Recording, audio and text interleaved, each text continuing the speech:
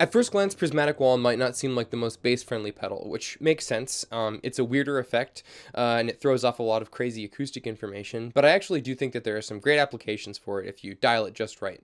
Specifically, some weird, noisy, reverby bass chorus noises, like the one you're going to hear today.